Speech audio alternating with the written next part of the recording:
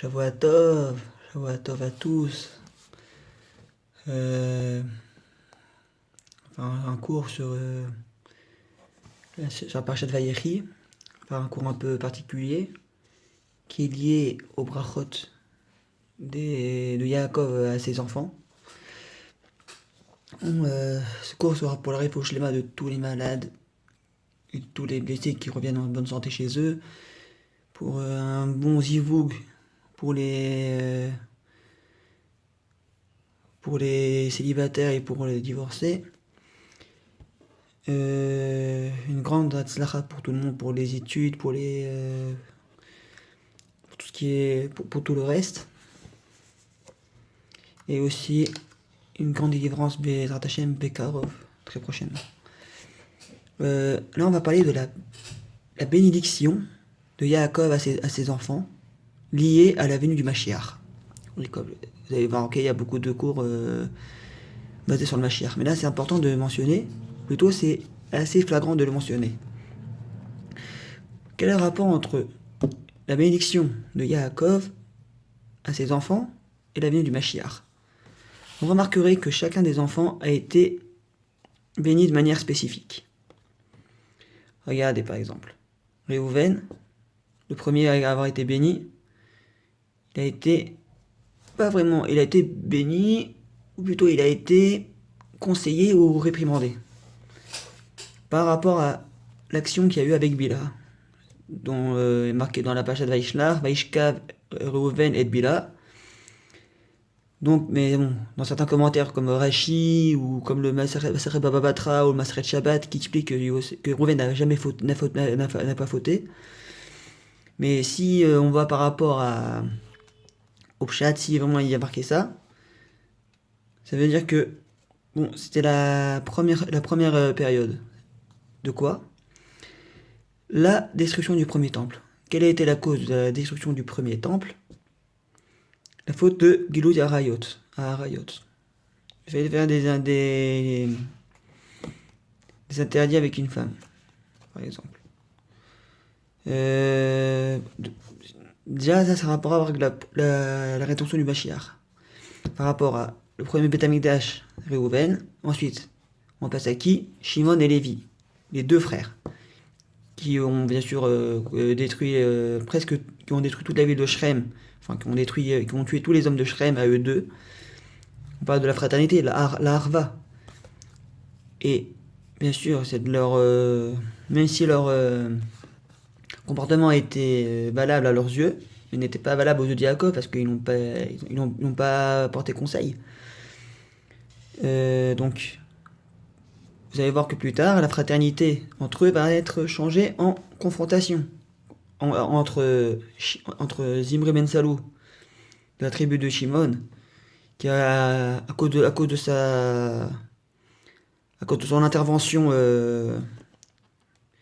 son intervention irréfléchie, et d'un côté Pinchas, à Kohen, dont on sait que il va planter Zimri Ben Salou pour annuler la Magefa. Mais on voit que plus tard, qu'est-ce qui va causer la destruction du deuxième temple? La Sinat Chinam. Le contraire de la fraternité. Ça, on verra. Ça, c'est ce qui s'est passé pour l'instance de la traduction du Beth Amikdash, à Chéni. Maintenant, on va commencer à partir de Yehuda. Là, on va commencer à parler de comment le Mashiach est censé venir. Comment et qui il sera, comment il doit venir. Tout d'abord, on passe par Yehuda, comme marqué Kiyabo Shilo. Et selon Rashi, Shilo serait le Mashiach, qui viendra et tous les peuples seront sous son joug. Ensuite, après Yehuda, on passe à Issachar et Zevulun. Quel rapport avec le Mashiach? On sait que le Mashiach doit venir aussi avec l'entente des Bnei Israël.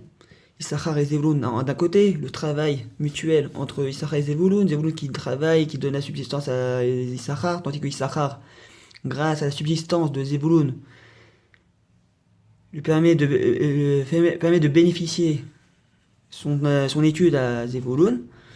Et grâce à cette entente entre les deux frères, va permettre la venue du Mashiach. Ensuite, il nous faut apprendre à juger et à comprendre les attributs dont le Mashiach est censé avoir. Comme dans les Torah, dans le traité des Melachim et Milchamot, où il expliquait que le Mashiach est censé venir seul, et il est censé venir pour juger le peuple d'Israël. Et de qui on apprend ça? De Dan, qui est marqué Dan Yadin Armo Kahad Shiftei Israël, que le Mashiach est censé venir seul et juger le peuple juif en entier. Donc il va juger, est-ce que celui-là il est la tribu de Reuven, Shimon, est-ce que celui-là il est juif, est-ce que celui-là il est comme ça, ainsi de suite, et voilà.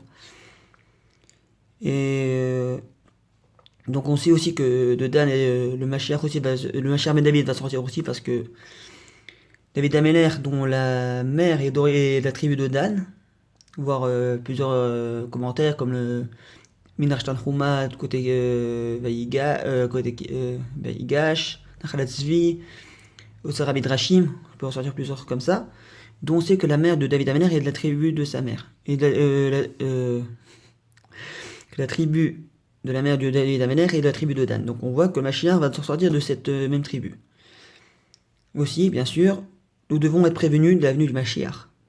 Un peu avant sa venue, certains disent, 3 jours avant la venue du Mashiach, Eliyahu Hanavi, qui, d'après certains commentaires, descend de la tribu de Gad, donc Sror Hamor, je vous donne les sources, Sror Hamor, même tête, passe au Kudchet, dans le Sefer Avotenu, Asfat Yaakov.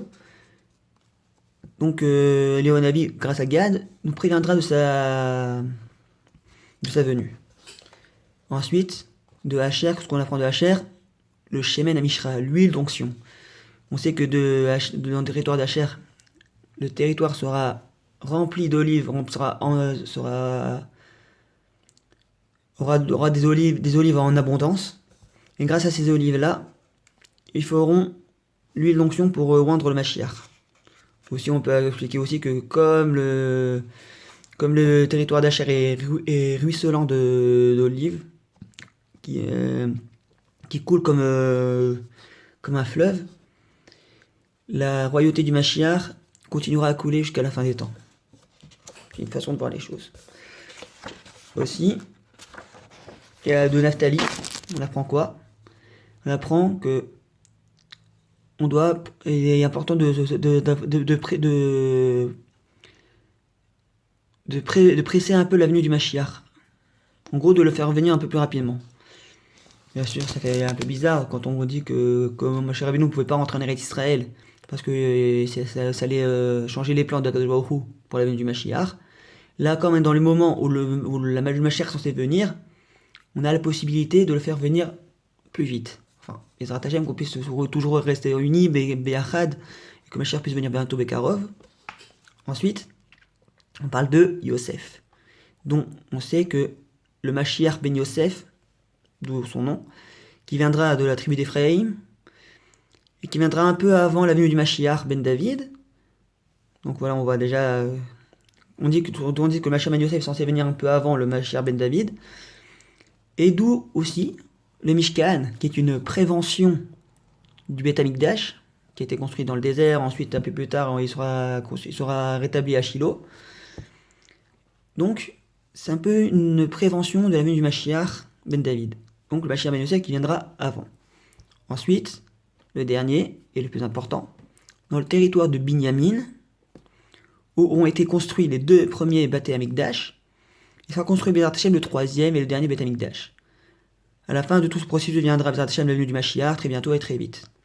D'un côté, on voit aussi que dans le mot Binyamin, et le mot Binyan est le même du mot Mikdash. De là, on apprend que dans le territoire de Binyamin sera construit le Beth Amikdash. Bezrat Hashem. עכשיו אומרים את זה בעברית, זה לא מפריע לכולם. לומדים עכשיו את הברכות של יעקב אבינו לבניו בקשר למביאת המשיח. לרפואה שלמה לכל חולי ישראל, לזיווג הגון לכל הרווקים והגרושים מארץ ישראל, מהעם ישראל, והצלחה בכל דבר, וגאולה שלמה, כשקדוש ברוך הוא ישלח לנו עכשיו. מה הקשר בין הברכות של יעקב לבניו ומביאת המשיח? אנחנו רואים שכל הברכות הרשימה והברכות שהוא מביא לבניו הם קשור לתוכנית של מביאת המשיח. כדוגמה, אנחנו מתחילים. הראשון, ראובן, הבכור. מה יעקב אמר לו? בגלל שעליתה יצוריה עליו, שהוא עלה על המשכבה של אביו, ויש אנשים שאומרים, והפשט אומר שהוא חטא עם בילה, אבל המסכת בבא בתרא, מסכת שבת, וגם רש"י אומר שראובן לא חטא בחיים, אבל אם הוא חטא על פי הפשט, אם זה מה שהוא אומר, אפילו שהוא חטא עם יצוריה אביו, בגלל זה זה סימן שחורבן בית המקדש הראשון. מה היה הגורם?